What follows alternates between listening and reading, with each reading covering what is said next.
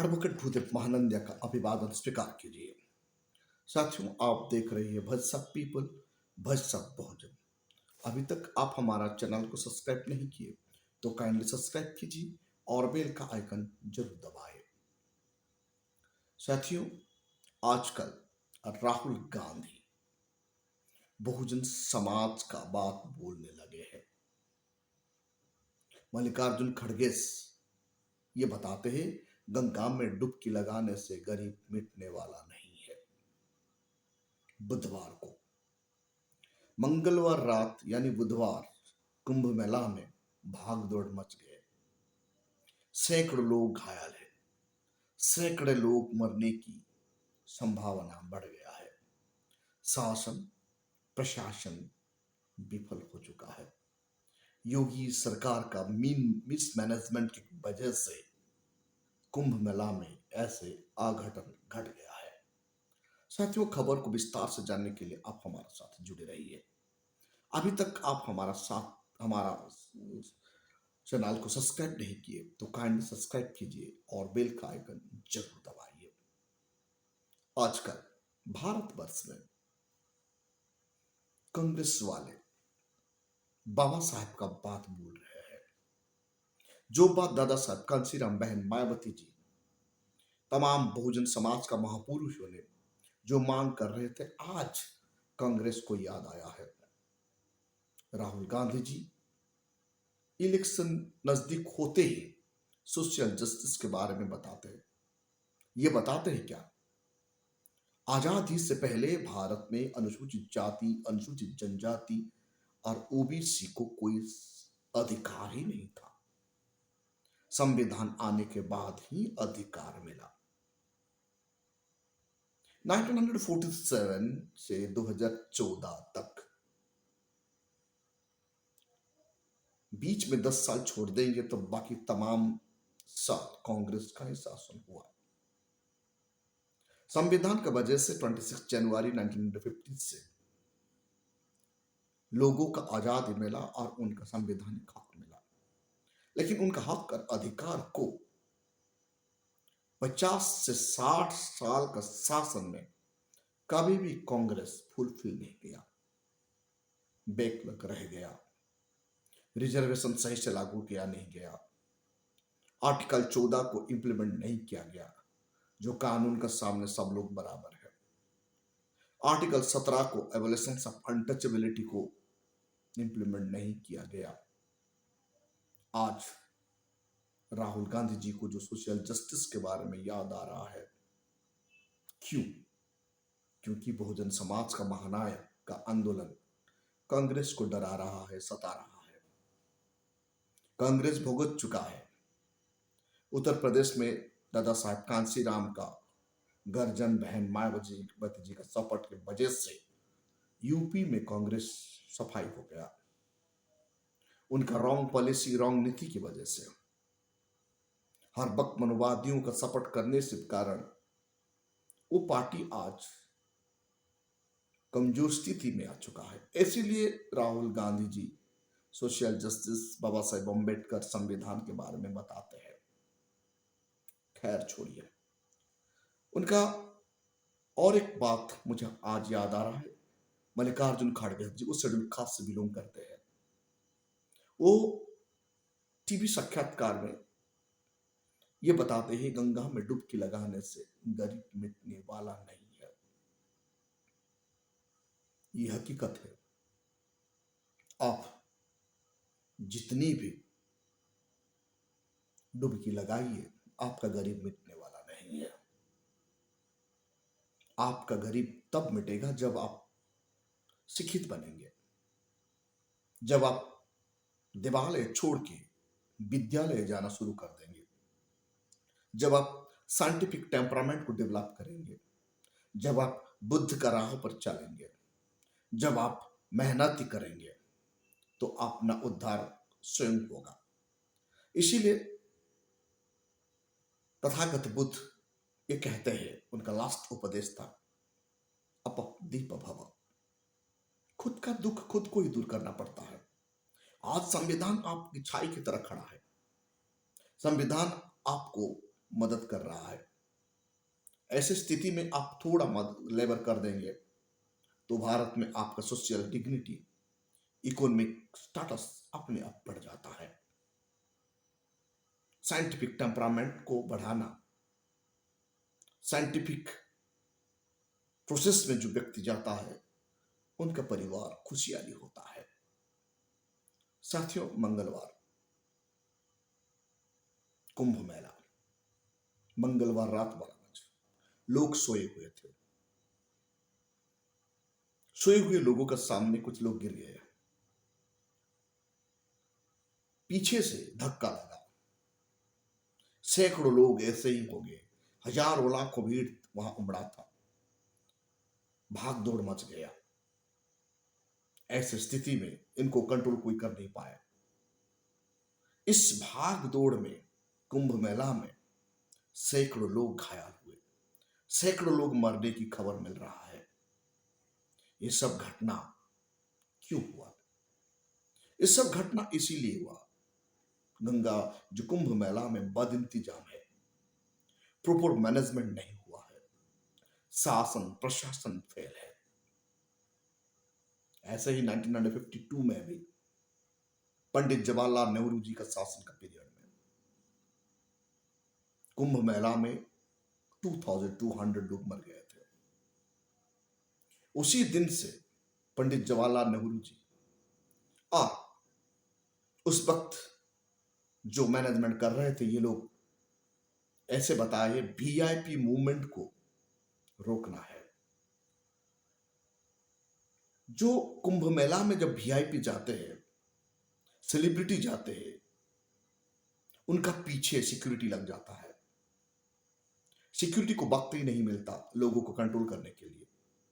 जब VIP movement वहां होता है तब ऐसे मिसमैनेजमेंट होना सुनिश्चित है।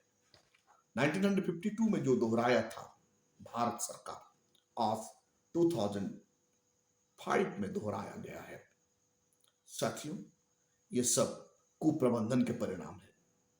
कुप्रबंधन के परिणाम से सैकड़ों लोग मरे हैं। इनसे कौन मरे हैं? तनिक सोचिए। नो वीआईपी, कोई वीआईपी नहीं मरे हैं। नो हायर ग्रुप, कोई उच्च श्रेणी, उच्च वर्ण का लोग नहीं मरे हैं। यहां मरे हैं तो वुमेन मरे हैं, यहां मरे हैं तो बहुजन समाज का लोग मरे हैं। क्योंकि वुमेन, बहुजन समाज, गरीब का लोग को रहने के लिए टेंट नहीं है। ऐसे ही ये फील्ड पर सो जाते हैं रात 12 बजे। कहां सोएंगे? सोने के लिए जगह नहीं है, मैनेजमेंट ठीक नहीं है। 7,500 लाख करोड़ लाख 7,500 करोड़ रुपए खर्चा है, फिर लोग खुले आकाश पर सो रहे हैं जहां लोग गुजरते हैं। वीआईपी लोगों के लिए तो टेंट है, वीआईपी लोगों के लिए रहने के लिए सुख सुविधा है, संत महंतों के लिए सुख सुविधा है। लेकिन एससी, एसटी, ओबीसी, मध्य वर्ग का लोग, गरीब लोगों के लिए क्या है? कुछ नहीं है। ये लोग वहां सोए थे, उनका ऊपर कुछ लोग गिर गए, पीछे से धक्का आया, धक्का में से भाग दौड़ मच गया। इस भाग दौड़ को कंट्रोल करने के लिए वहां ना आर्मी थे ना पुलिस वाले थे। इनको कहते हैं शासन प्रशासन का फेल। लोगों का टैक्स 7,500 करोड़ रुपए का एक्सपेंडिचर। क्यों एक्सपेंडिचर? लोगों का सुरक्षा के लिए एक्सपेंडिचर, लोगों को टेंट राहत दिलाने के लिए एक्सपेंडिचर। ये सब सामने आ चुका है। जब भी आफत आता है तो बहुजन समाज का ऊपर ही आफत आता है। भागदौड़ में घायल होने वाले लोग भी बहुजन और महिला है। जो सैकड़ों लोग मरे हैं वो भी बहुजन समाज का ही लोग हैं। यहां कोई वीआईपी नहीं मरे हैं। वीआईपी मर जाते इंटरनेशनल न्यूज बन जाता। आज बहुजन समाज का जान और मान का कोई वैल्यू ही नहीं है। भारत का संविधान चिल्ला कर कह रहा है equality before the law. Article 14 कहां है यहां? यहां कैसे आर्टिकल 14 इंप्लीमेंट कर रहे योगी सरकार? भारत का संविधान का आर्टिकल 25, 26 क्या बताता है? तनिक हम लोग को पढ़ना होगा। ये कहता है आपका रिलीजन कैसे खड़ा हो सकता है? Subject to condition, health, morality and scientific temperament and law and order situation maintenance करना होगा। यहां हेल्थ विफल हो गया, लोगों का हेल्थ भी खराब है, अव्यवस्था है, सोच करने के लिए पानी नहीं है, सोच करने के लिए टॉयलेट नहीं है, लाखों करोड़ों लोग वहां भीड़ हो रहे हैं। कैसे संविधान का आर्टिकल 26, 27 एंड 25 को धज्जिया उड़ाया जा रहा है? आपका रिलीजन प्लेस में किसी को क्षति होना नहीं चाहिए। यहां सैकड़ों लोगों का घायल हो गए, सैकड़ों लोग मर गए हैं, तो ये कानून फेल हो गया है। संविधान का आर्टिकल 26 एंड 27 फेल है। रिलीजियस डिनोमिनेशन यहां बना है। सब्जेक्ट टू कंडीशन फेल है। सब्जेक्ट टू कंडीशन क्या है? Morality, health disorder and law and order situation. यहां हेल्थ डिसऑर्डर हो रहा है, लोगों को रहने के लिए सुविधा नहीं है, सुबह सोच करने के लिए वॉशरूम नहीं है, लोगों को रात गुजारने के लिए तंबू नहीं है, लोग यहां मर रहे हैं, यहां साइंटिफिक टेम्परामेंट भी नहीं है। तो ऐसे परिस्थिति में भारत का संविधान आर्टिकल 26, 27 और आर्टिकल 14 और आर्टिकल 21 को कैसे शासन एंड प्रशासन वायोलेशन किए, संविधान का धज्जिया यहां उड़ाया गया है। कौन पूछने वाला है? क्योंकि मरने वाले गरीब हैं, क्योंकि मरने वाले बहुजन समाज का लोग हैं, क्योंकि मरने वाले लोग औरत है, कोई वीआईपी नहीं है। आज वीआईपी होता तो कानून का आंख नजर पड़ता, तिरछा नजर होता। शासन प्रशासन सोए हुए हैं। शासन प्रशासन का मिसमैनेजमेंट की वजह से आज इतना बड़ा हादसा कुंभ मेला में हुआ है। गोदी मीडिया इसके लिए चर्चा ही नहीं कर रहा है। साथियों, 1952 में जब 2200 लोग मरे कुंभ मेला में ऐसे ही भाग दौड़ में, उस वक्त ही ये नियम बनाया गया था, वहां वीआईपी लोगों का जाना मना है, वीआईपी एंट्री ही बंद हुआ था। लेकिन ये वीआईपी एंट्री हर वक्त लोगों का सुरक्षा दे नहीं पाता है।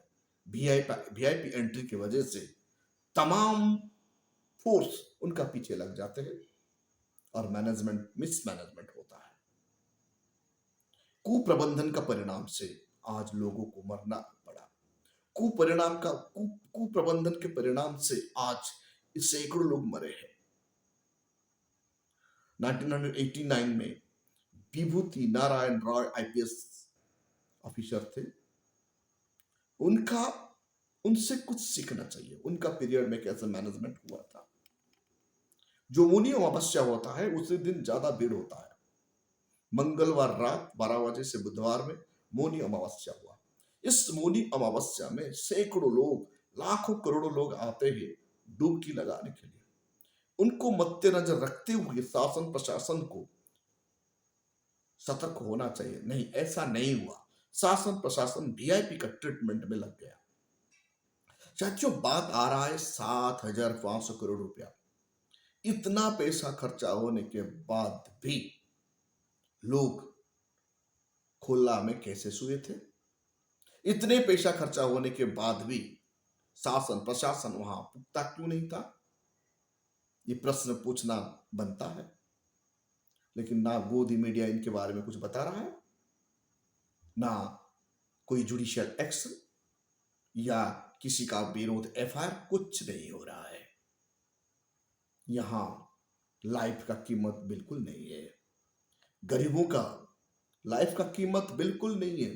जो article 21 right to life and personal liberty देता है, वो जिंदगी, जो जीवन का अधिकार है, जीवन का सुरक्षा करने के लिए लोग नेता चुनते हैं।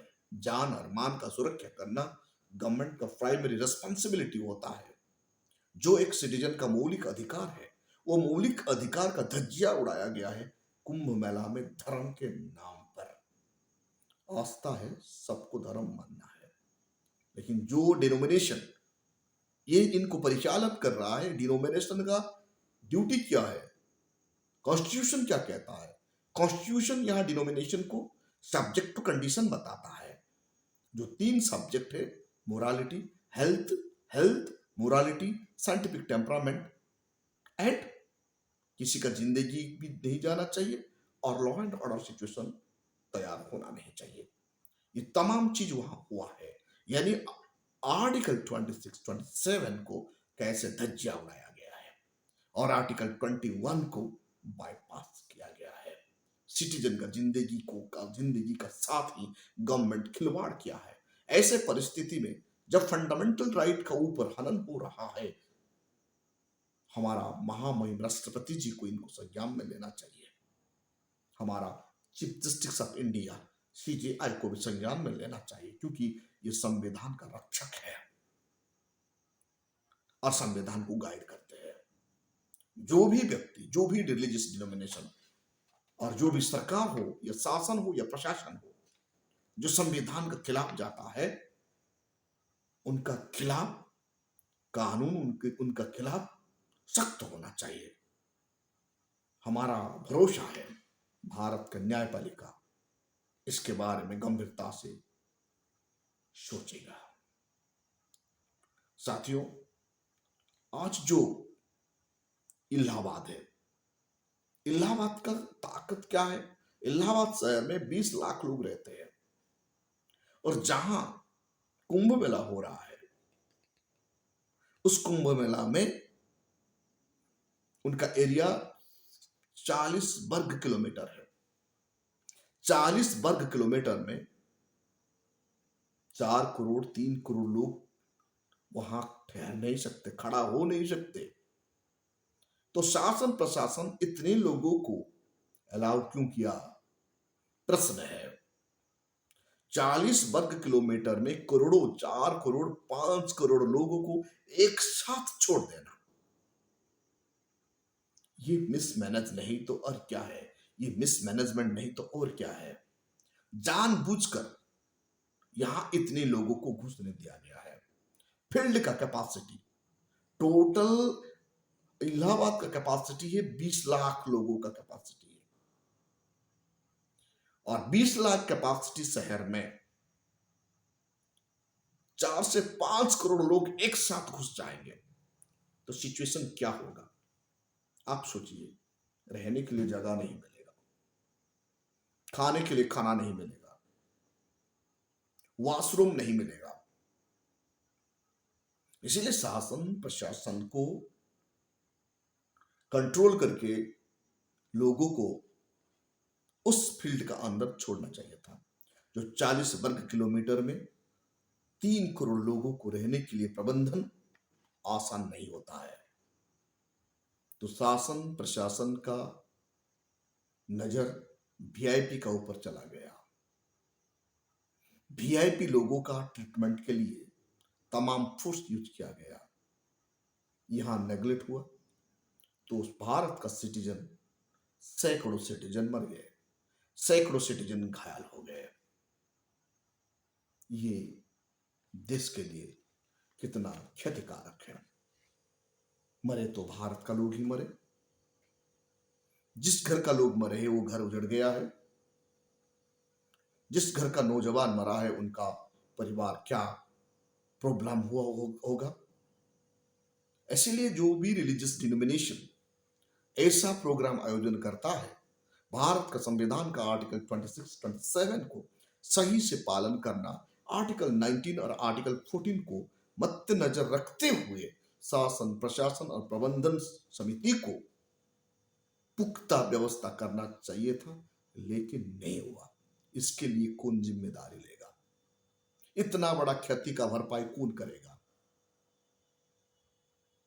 हमारा भरोसा है भारत का न्यायपालिका और महामहिम राष्ट्रपति जी इनका संज्ञान लेगी और जितने लोग भी मरे हैं वो परिवार को राहत दिया जाए, मदद किया जाए और उस परिवार का लोगों को जीने के लिए सरकारी नौकरी देना आवश्यकता है।